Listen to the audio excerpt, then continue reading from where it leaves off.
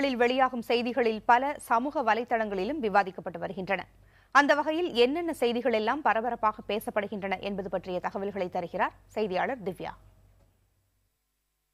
சர்வதேச அளவில் பிரபலமான நாளிதழ்களில் இன்னைக்கு என்னென்ன கார்ட்டூன்கள் வந்திருக்கின்றன அப்படின்னு முதல்ல பார்க்கலாம். அப்படி பார்த்தோம் அப்படின்னா இலங்கை அதாவது ஸ்ரீலங்காவினுடைய டெய்லி மிரர் பத்திரிகையில் இந்த கார்ட்டூன் வெளியாகி இருக்கு. இலங்கையினுடைய பிரதமர் ரணில் விக்ரமசிங்கேவை விமர்சிக்கும் விதத்தில் இந்த கார்ட்டூன் வெளியாகி இருக்கு. அதாவது அவருடைய அமைச்சரவையில் இருக்கிற ஒரு அமைச்சர் மீது நம்பிக்கையில்லா தீர்மானம் கொண்டு வரப்பட்டிருக்கு. இந்த நேரத்தில் எதிர்க்கட்சிகளுடைய பலம் அதிகம் இருக்கிறதுனால அந்த நம்பிக்கையில்லா தீர்மானம் நிறைவேற்றப்பட வாய்ப்பு இருக்கிறத வெளியிடும் விதமா இந்த கார்ட்டூன் சித்தரிக்க. இதற்கு அடுத்தபடியா அதே ஸ்ரீலங்காவினுடைய ஐலாண்ட் பத்திரிகையில இந்த கார்ட்டூன் வெளியிடப்பட்டிருக்கு.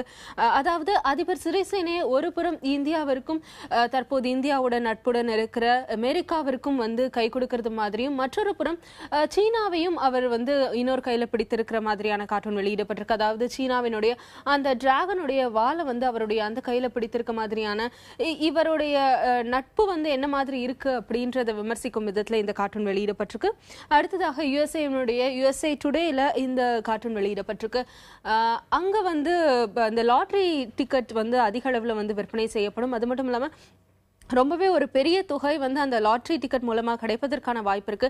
நாளைக்கு அந்த ஒரு பிரபலமான ஒரு லாட்டரிக்கான டிரா நாளைக்கு நடக்க இருக்கு. அதை சித்தரிக்கும் விதத்துல ஒரு கணவன் மனைவி அது குறித்து பேசுவது போல இந்த கார்ட்டூன் வெளியிடப்பட்டிருக்கு.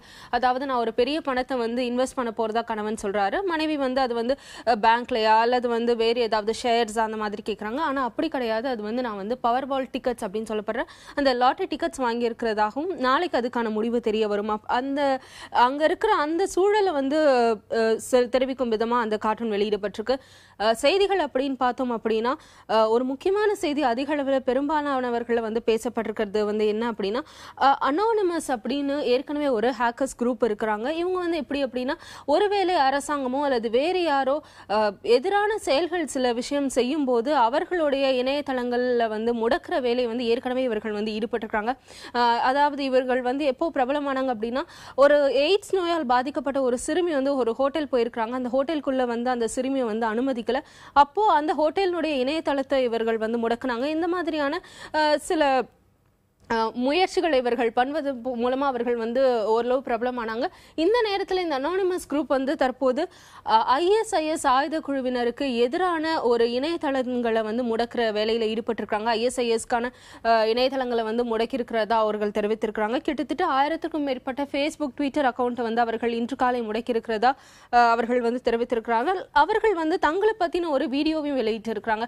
நாங்கள் முஸ்லிம் கிறிஸ்டியன் இந்த மாதிரி எந்த மதத்தை வேணாலும் சார்ந்து இருக்கிறோம். இதுல சின்ன வயதுல இருந்து பெரிய வயசு வரைக்கும் யார் வேணாலும் இருப்போம். ஸ்டூடெண்ட்ஸா இருக்கலாம், இல்ல ஒர்க்கிங் ப்ரொஃபஷனலா இருக்கலாம். இந்த மாதிரி யாரா வேணாலும் இருக்கிறோம் அப்படின்றது அவங்கள பத்தின ஒரு வீடியோவையும் அவங்க வெளியிட்டு இருக்கிறாங்க. ஆனா அதுல யாரு என்னன்ற விவரம் எதுவுமே இடம்பெற்றிருக்காது. நாங்க யாரா வேணாலும் இருக்கலாம் எக்ஸ் அப்படின்ற மாதிரி.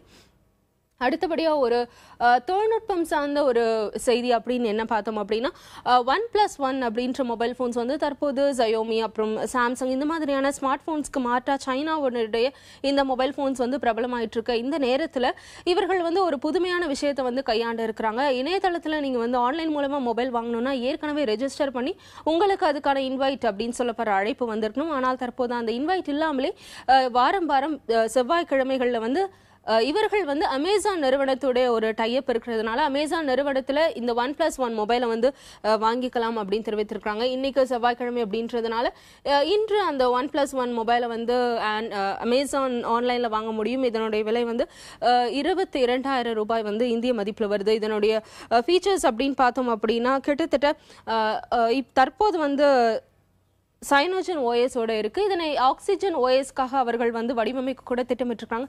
ஒட்டுமொத்தமா Facebook, ட்விட்டர் போன்ற சமூக வலைதளங்கள்ல இவைதான் இன்னைக்கு அதிக அளவுல பேசப்பட்டிருக்கின்றன.